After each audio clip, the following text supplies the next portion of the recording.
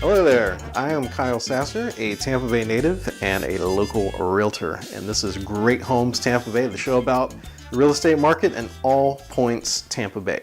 Every month, the local real estate boards around the state release their local real estate statistics, and our very own Pinellas Realtor organization has theirs released for November 2018.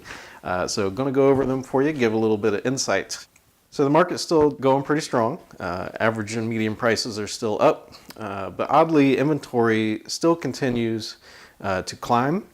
So more and more houses are coming on for sale. There's a little bit of a detail to that I'm going to go over here, because if you look at that on the surface, you would think that with more and more homes coming on the market, that eventually supply would outweigh demand and prices would hold and then decline a little bit maybe. That has not been the case so far. But like I said, there's a little bit of a detail for why that is, and I'll be going over that in here today. So, Pinellas County median sale price has climbed 12.2% to $261,500, and average sales price has climbed 17.4% to $332,342. Now, a little explanation on these statistics. These stats are year over year, which means that we compare November 2018 statistics to November 2017 statistics. And the reason we do that is because just in the course of a year, real estate naturally has a cycle. Here in the state of Florida, mainly summertime, around whenever school starts and ends, we kind of have slow periods.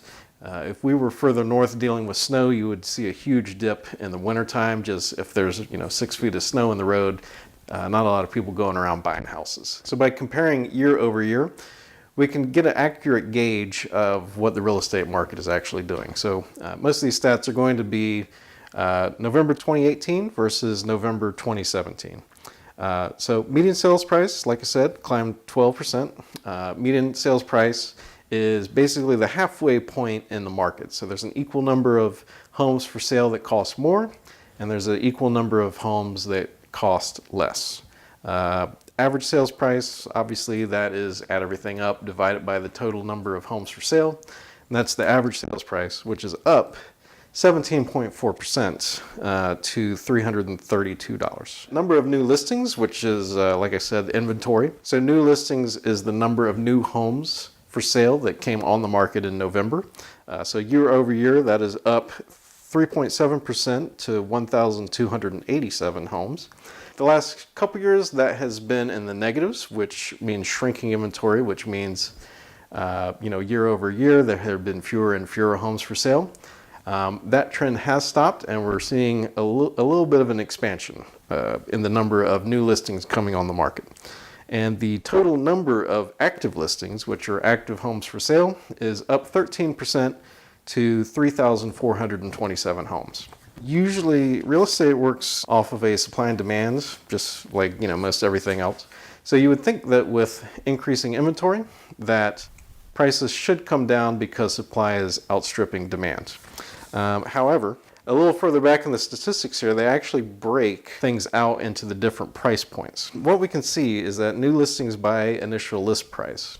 So homes that are newly being put up for sale between $0 and about $250,000 are pretty much stagnant to 20% less than they were last year. So that means that the amount of homes for sale in those price points is still continuing to shrink, and that's why you're still seeing such large demand in that segment. And that also leads to push overall price points up, which explains why the average and median home prices are climbing. If you're looking over $250,000, there have been a lot more properties coming available for sale, which has been leading to price reductions and stuff like that.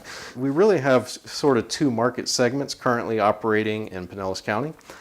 We have the 250 and under, and then anything about 300 and above. For those of you looking for deals with foreclosures and REOs, those were down 34% last month.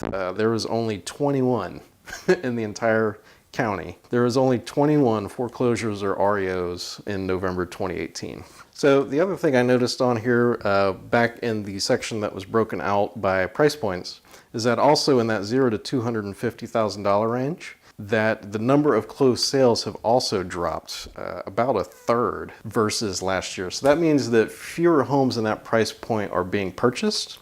There's more homes coming on the market, which honestly, that's one of those things we're just going to have to watch and see if the supply eventually outstrips demand.